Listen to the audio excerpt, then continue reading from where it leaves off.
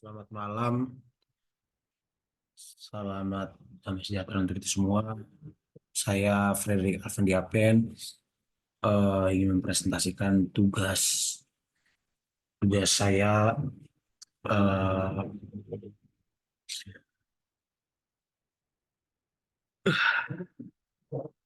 tugas pengganti saya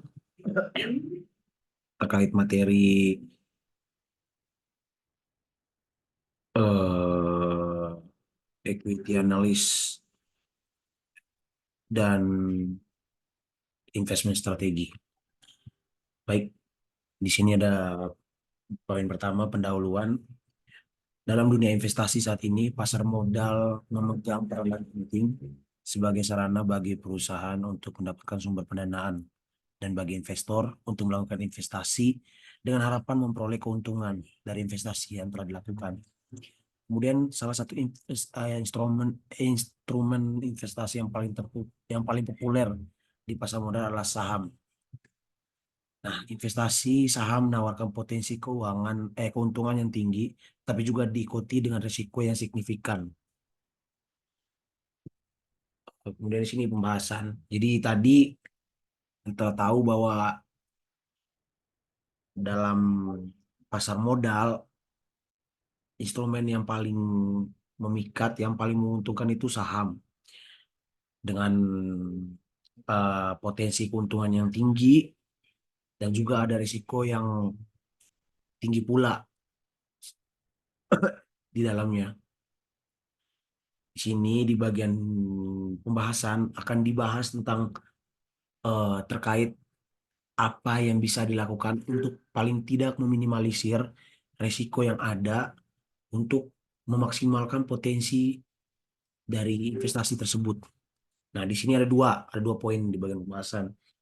Ada poin analisis ekuitas, kemudian yang kedua itu ada strategi investasi. Di bagian analisis ekuitas itu sendiri terdiri dari dua, ada fundamental dan teknikal.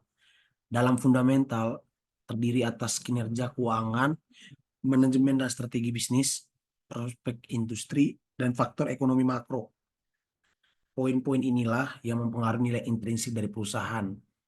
Kemudian yang bagian kedua ada bagian teknikal yang terdiri dari analisis grafik, indikator teknikal, dan analisis volume. Dalam teknikal dibahas terkait hal-hal ekstrinsik dari perusahaan seperti harga saham dan volume perdagangan.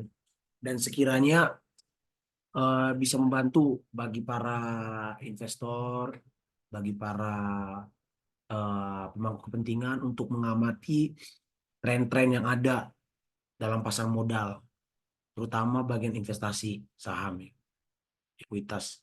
Kemudian berikutnya ada strategi investasi.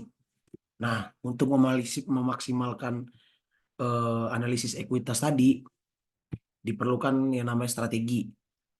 Nah, di sini strateginya sendiri terdiri dari strategi nilai, strategi pertumbuhan, strategi pendapatan, strategi momentum, dan strategi diversifikasi. Nah, tujuan dari adanya strategi-strategi di atas adalah untuk mempertimbangkan terkait investasi, profil risiko, waktu investasi, dan preferensi pribadi bagi para investor untuk mengambil keputusan yang tepat. Kemudian di sini bagian terakhir adalah kesimpulan. Kombinasi antara analisis ekuitas yang mendalam dan penerapan strategi investasi yang tepat menjadi kunci keberhasilan dalam investasi saham. Investor yang mampu menggabungkan kedua aspek ini dengan baik akan memiliki peluang yang lebih besar untuk menghasilkan keuntungan jangka panjang yang menguntungkan. Karena kita tahu bersama bahwa investasi saham, ekuitas, itu potensinya tinggi dan juga diikuti dengan resiko yang sangat tinggi. Sehingga penting bagi para investor yang terjun untuk paling tidak menguasai salah satu dari antara kedua ini, dan lebih baik apabila mereka bisa menguasai dua-duanya, antara tadi ada analisis ekuitas dan juga eh, strategi investasi.